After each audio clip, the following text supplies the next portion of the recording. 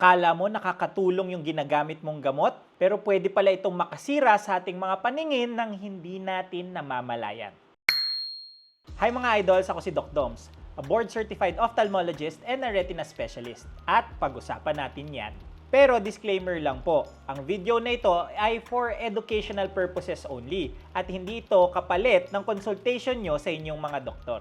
Kapag sinabing gamot, automatic nasa isip natin ay pampagaling lang. Kaya karamihan sa atin ay kampante na kapag merong binigay na pamatak or iniinom na gamot. Pero hindi alam ng marami, may mga medication or eye drops na kung hindi tama yung paggamit, sobra or walang proper guidance ng doktor, ay pwedeng makaapekto sa ating mga mata at paningin. At gusto ko lang linawin kagad ngayon pa lang na hindi lahat ng pag-uusapan nating mga gamot ay ibig sabihin ay masama na. Marami dito ay very helpful at life-saving kapag ginamit ng tama. Ang problema ay kapag nag-self-medicate tayo, naniwala tayo sa mga sabi-sabi at bumili lamang tayo online ng walang proper consultation. Simulan natin sa isa sa mga pinaka-common at dangerous na mga gamot, ang mga steroids. Ang steroids ay very helpful sa ilang mga sakit dahil ito ay anti-inflammatory or para sa pamamaga. At maraming tao ang hindi nila alam na maraming mga gamot ang merong steroids tulad sa mga eye drops, ointments at mga creams.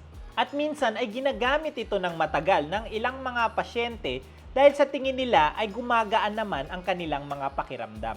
Ang problema ay ang prolonged use or matagal na paggamit ng steroids ay pwedeng makaapekto sa pressure ng ating mga mata at mag-cause ng glaucoma. At tandaan, ang glaucoma ay isang tahimik na sakit lamang na pwedeng mag-cause ng permanenteng pagkabulag. Bukod sa glaucoma ay pwede rin mag-cause ng tinatawag na cataract ang prolonged steroid use. Kaya may mga pasyente na kahit bata pa lamang ay nagkakaroon na ng maagang katarata. Especially kapag matagal na silang on steroids nang hindi sila namomonitor ng maayos. Kaya dito pumapasok ang danger ng self-medication. Dahil maraming pasyente na kapag namula lang ang kanilang mga mata ay bibili na kagad ng eye drops or gamot sa butika. Tapos hindi nila alam na may steroids na pala yung ginagamit nilang gamot. At habang feeling nila ay gumagaling sila dahil nawawala unti-unti ang pamumula ng kanilang mga mata, ay nagkakaroon na rin pala ng unti-unting pagtaas ng pressure sa loob ng kanilang mga mata. Kaya dapat ay hindi kayo nagsi-self-medicate dahil may mga side effects ang mga gamot na ito.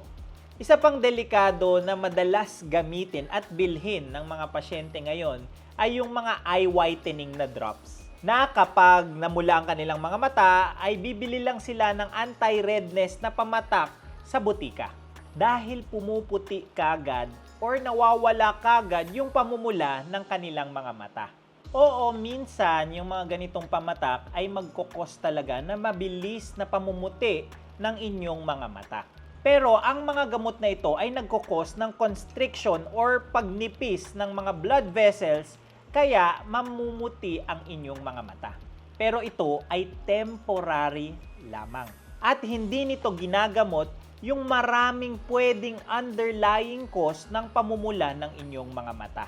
At minsan, kapag nawala na ang epekto ng mga gamot na ito, ay pwede ito mag-cause ng pagbalik ng pamumula ng mata na pwedeng mas malala pa. Or yung tinatawag na rebound redness. Again, ito ay para sa temporaryong pamumuti lamang ng mata at hindi nito ginagamot yung cause or underlying cause ng pamumula nito. Next naman ay yung mga pamatak na nakikita natin at ine-endorso ng mga sikat online. Hindi lahat ng binebenta online ay FDA approved or regulated. Kaya hindi natin sigurado kung ano nga ba yung laman na ingredients ng mga ito or kung safe at effective nga ba ito. At meron ng mga fake eye drops ngayon na gumagamit ng mga AI videos para palabasin na ine-endorso ito ng mga sikat at mga doktor. Isa na dito yung tinatawag na blueberry eye drops na sumikat na din at sinasabing ine-endorso ko daw dahil ginamit nila or in-AI generate nila yung videos ko about pugita. para palabasin na ito ay ine-endorso ko. Kaya mga ka-idol, gusto kong maging malinaw ito na wala akong ine-endorso na kahit anong pamatak or gamot sa mata. At kailangan tandaan nyo na walang iisa or magic eye drop na kayang pagalingin ang lahat ng sakit sa mata. Pag may produkto na nagsabi at nangako ng ganito na kaya niyang pagalingin lahat ng sakit sa mata, papalinawin ang inyong mga paningin, ay magdalawang isip na kayo. Kasi sa totoong buhay, kahit ganun lang ka-simple tignan ang mata, ay walang iisang pamatak para mapawala lahat ng sakit nito. Speaking of online products, pag-usapan naman natin yung mga supplements at natural remedies. Maraming produkto online ngayon ang gumagamit ng mga words na herbal, organic, o natural para magmukhang safe ito. Pero kailangan nyo malaman na hindi porkit natural ay safe na kaagad. May mga supplements pa rin kasi ang pwedeng makaapekto sa katawan or sa mga mata, lalo na kung sobra yung paggamit o kung may halong hindi naman na-declared na ingredients. Kaya importante pa rin ang proper guidance at tamang pag-check kung ang mga ito ay FDA approved. Ngayon, pag-usapan naman natin yung mga oral or iniinom na medications na pwedeng makaapekto sa paningin. Isa dito ay yung sumikat nung pandemic na hydroxychloroquine. Ito ay isang gamot na ginagamit sa ilang autoimmune diseases. Again, very helpful ito para sa mga piling pasyente at kung tama ang paggamit dito. Pero kapag sobrang tagal or long-term use na, ay pwedeng magkaroon ito ng epekto sa ating mga retina at paningin. Kaya yung mga umiinom nito, lalo na kung matagal, ay usually nire-refer sa ophthalmologist para ma-screen at ma-monitor kung nagkakaroon na ng epekto sa inyong mga mata. May ilan ding weight loss medication or pampapayad tulad ng tirzepatide na pwede ring makaapekto sa ating mga mata. Ang gamot na ito ay very effective naman talaga sa pampapayat at mga diabetic na patients. Pero may mga ilang reports na pwede ito mag-cause ng temporary or panandali ang pagbago or paglabo ng paningin, dry eyes, at pagbabago sa grado lalo na kung biglaan yung pagbaba ng blood sugar level sa katawan. Hindi ibig sabihin na bawal na kagad ang gamot na ito. Pero ang importante ay dapat alam natin ang mga posibleng side effects nito. At syempre, hindi mawawala yung ilan sa mga erectile dysfunction na medications. May mga ilang reports kasi na nagkakaroon ng sudden visual problems sa mga pasyenteng gumagamit nito. Pero hindi naman ibig sabihin na lahat ng umiinom nito ay mabubulag na kagad. Pero importante na aware yung mga pasyente lalo na kung may pre-existing na vascular at eye conditions. And lastly, isa ito sa madalas inaabuso ng mga pasyente, ang antibiotic na eye drops. Maraming pasyente kapag nagkaroon ng sore eyes ay antibiotic na kagad ang pinapatak. Ang problema, tulad ng nasabi ko kanina, ay hindi iisa lamang ang pwedeng mag-cause ng pamumula ng mata. Hindi lang parating bacterial infection, pwedeng viral infection, pwedeng dry eyes, pwedeng glaucoma, pwedeng allergy at marami pang iba. At kung mali ang paggamit ng antibiotic ay pwede itong mag-cause ng resistance or mas nagiging hindi na ito effective sa mga susunod. At ang pinaka-problema dito ay yung mentality na sasabihin nila ay eye drops lang naman yan, hindi naman magkukos ng malalang problema ito. Pero tandaan nyo, ang mata natin ay very delicate na organ. Maliit lamang ito pero napaka-sensitive nito. At minsan, ang maling gamot or pamatak ay pwedeng mag-cause ng permanenteng problema. Kaya napaka-importante ng consultation sa inyong mga ophthalmologist.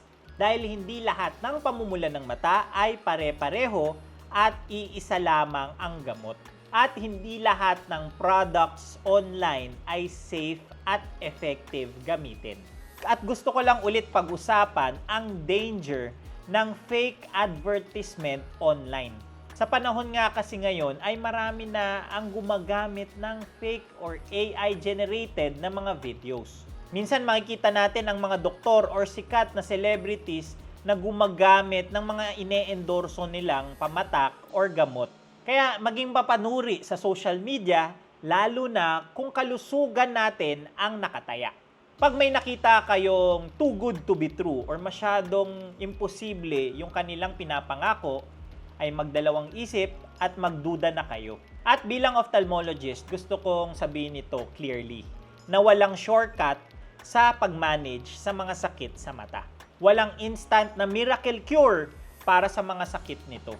Ang totoong treatment ay nakadepende sa tamang diagnosis. Kaya kung may problema sa mata, ay magpatingin kayo. Huwag hulaan, huwag puro online, at huwag mag-self-medicate. Dahil minsan, akala mo, ginagamot mo ang iyong mga mata, pero pinapahamak mo pala ito. Ang vision or paningin natin ay napaka-importante. At kapag ito ay nawala, ay minsan hindi na ito maibabalik. Kaya mas mabuting maalagaan ito ng maayos kaysa magsisi tayo sa huli. At kung meron kayong pagdududa, ay mas mabuting magpa-check up kayo sa inyong mga ophthalmologist kaysa naniniwala kayo sa mga nagbebenta ng gamot online. Mga ka-idol, hindi natin kailangan matakot sa ilang mga gamot. Dahil marami dito ang nakakatulong at nakakapagpaligtas ng ating mga paningin kung tama ang paggamit. Ang importante ay responsible use, tamang diagnosis at proper monitoring. And that's it for today's video. Sana may natutunan kayo at naintindihan nyo kung paano natin mas mapoprotektahan ang ating mga paningin.